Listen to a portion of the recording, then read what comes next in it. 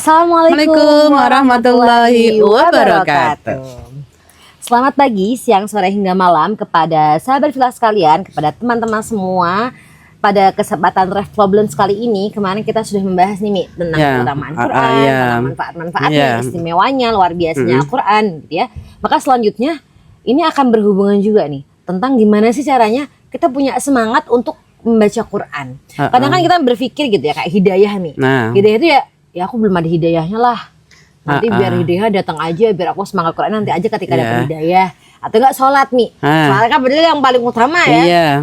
Aku belum ada hidayahnya, nanti ya nunggu apa hidayah. Padahal justru hidayah itu perlu dicari kan ya. Belum, bukan kita yang menunggu hidayah, tapi kita yang mencari hidayah. Maka langsung pada kesempatan kali ini kita akan membahas tentang gimana caranya kita mendapatkan hidayah itu biar semangat baca Quran, biar semangat untuk menjadi lebih baik lagi ya gitu. Langsung aja kepada Umi, kami persilahkan. Oke, terima kasih Kakak Dila. Assalamualaikum warahmatullahi wabarakatuh. Waalaikumsalam warahmatullahi wabarakatuh.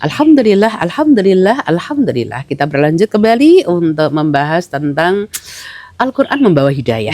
Itu kan pasti ya, Al-Quran itu membawa hidayah. Hudal linnas, hidayah bagi semua manusia. Orang-orang yang beriman insya Allah. Cuman kalau kita hanya duduk manis, hidayah insya Allah datang sendiri, apakah kayak rezeki nanti datang sendiri? Kan nggak mungkin, kan butuh ada ikhtiar. Nah ikhtiar itulah untuk mencari hidayah itu apa? Karena kalau kita nggak ada ikhtiar dari dalam diri, otomatis ya nggak mungkin gitu kan. Datang gitu ya. Maka untuk bagaimana kita menyemangati untuk mendapatkan hidayah, kita juga harus tahu ancaman Allah. Kalau kita dikehendaki oleh Allah dapat hidayah, pastilah dapat. Karena kita ada usaha. Tapi kalau kita dikehendaki oleh Allah tidak dapat hidayah karena kita sendiri dalam diri tidak mau mencari. Maka Allah pun akan memberikan ancaman-ancaman bagi hamba-hambanya yang tidak mau taat.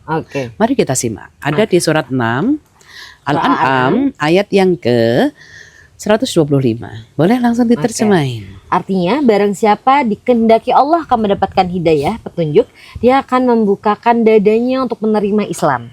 Dan barang siapa dikehendakinya menjadi sesat, dia dijadikan dadanya sempit dan sesak, seakan-akan dia sedang mendaki ke langit. Demikianlah Allah menimpakan siksa kepada orang-orang yang tidak beriman. Itu masih di dunia loh, astagfirullahaladzim. Makanya kita ketika hidup di dunia ini tenang kalau ngikutin Allah.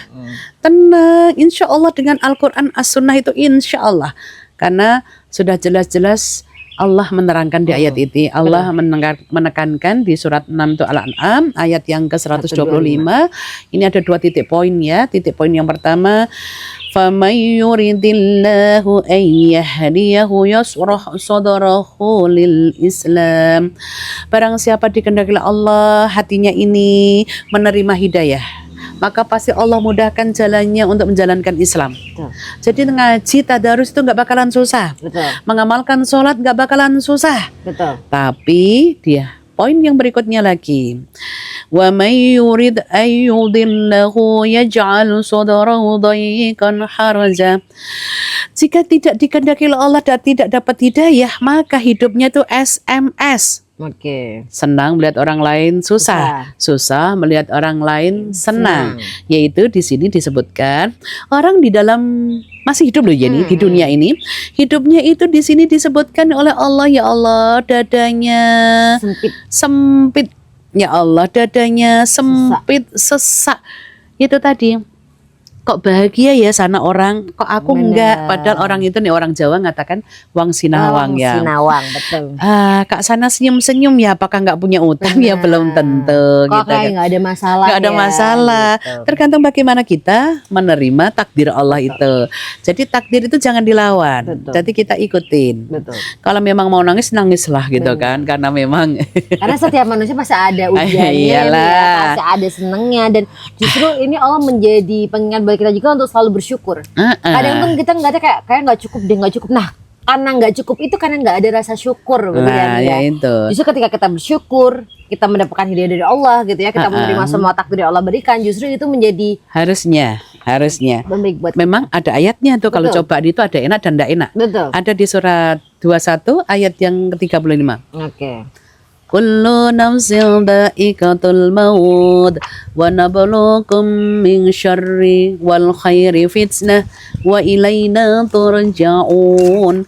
Ini pengingat kita ya. Oke, Surat ayat. 21 ayatnya yang ke-35. Oke, Al-Anbiya ayat Ini bentuk 35. cobaan hidup ya. Artinya, setiap yang bernyawa akan merasakan mati. Kami akan menguji kamu dengan keburukan dan kebaikan sebagai cobaan. Dan kamu akan dikembalikan hanya kepada kami. Iya. Jadi sebelum datang kematian tuh Allah pasti nguji. Betul. Dan itu pasti. Hmm. Wa nabluukum min syarri, sesuatu yang tidak enak. Betul. Apa? Harus bersabar. Harus bersabar. Bil khair, sesuatu yang enak berarti harus bersyukur. Bersyukur. Wa ilaina turja'un, sebelum kita kembali ke Allah. Betul. Ini. Berarti hidup itu apa yang kita alami aja syukuri gitu aja. Betul. Nggak usah ngelirik orang lain. Betul. Nanti jadi sesak dadanya. Benar. Jadi- Apalagi ngoyo ya, Ah. seperti mendaki ya. Tadi kan mendaki ke angin, nggak Betul, mungkin betul. lah kita itu. Jadi akan- melihat keberhasilan orang lain tuh justru menjadi tadi jadinya kita malah jadi iri dengki. Justru ketika kita melihat mungkin hal-hal yang positif ya Mia, Ya. itu bisa menjadi penyemangat buat kita. Harusnya. Tapi jangan sampai itu membuat kita kayak aku harus lebih dari dia. Nah, jangan. Justru kita harus menjadi lebih baik dari diri kita yang sebelumnya, bukan menjadi orang lain. Misal, kok ini mbaknya ini sama ini kok bisa ya? Gimana aku bisa Begitu. Jadi ambil yang positifnya. Iya betul. Jangan malah gitu. aku harus di atasnya, itu berarti betul, bukan. betul. Karena setiap kita memiliki pencapaiannya masing-masing juga gitu ya. Maka Rasulullah juga ngajarkan. Betul. Karena yang namanya hudal linnas, petunjuk itu kan untuk manusia. Betul. Siapa yang dikehendaki oleh Allah. Rasulullah ada doa favorit yang tidak pernah ditinggalkannya, Oke. yaitu doa mohon hidayah. Gimana tuh Mi doanya? Itu riwayat Muslim, ada di Riyadhus Shalihin jilid 1 bab takwa. Ambil hadis urutan yang ketiga. Allah menyebutkan Allahumma, ya Allah. Nek Allahumma itu berarti dari hadis ya. Hadis. Nek Rabbana Rabbi itu dari Al-Qur'an. Allahumma inni. Kalau kita biar untuk semuanya kena, ganti inna. Allahumma inna nas'alukal huda. Ya Allah, sesungguhnya kami memohon petunjuk-Mu. Wattuqa, rasa takut hanya padamu. Wal afafa, jika aku berbuat salah, berbuat dosa cepat sadar.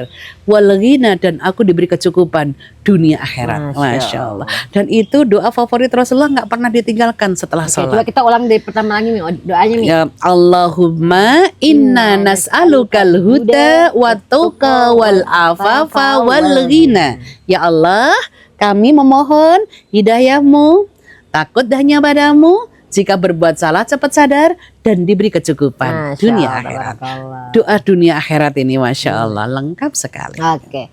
Ya, jadi pada kesempatan kali ini tentang tadi ya Mi, hidayah perlu dicari, benar ya, kita yang harus terus berusaha berikhtiar atau mencari tadi hidayahnya. Gimana caranya? Betul. Minimal mendekatkan diri ke Al-Quran Benar. tadi loh.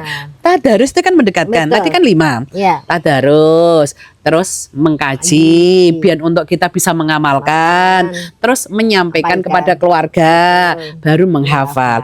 Ini bertahap. Betul. Tidak langsung, alah aku ndak usah tadarus, aku langsung aja. Mm. Nggak mungkin. Aku langsung baca terjemahnya aja. Kalau nggak punya ilmunya nggak mungkin paham. Betul. Maka kalau kita nggak paham, sama-sama nggak paham, baca terjemahnya nggak paham, baca Arabnya nggak paham, baca Arab sudah nilainya ibadah. Oke.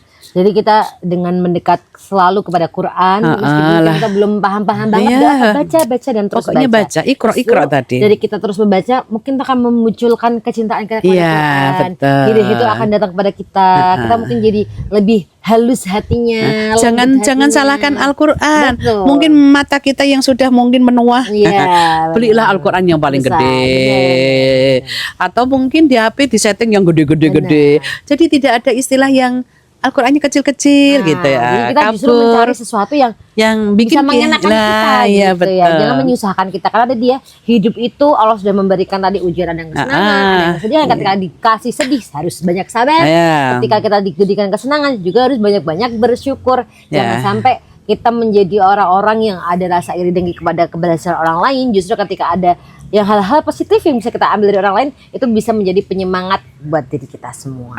Oke. Ya, mungkin itu yang dapat kita sampaikan pada Oke. live problems kali ini. Ya, ya. Ditunggu video-video selanjutnya. Sekian, wassalamualaikum Waalaikumsalam warahmatullahi wabarakatuh.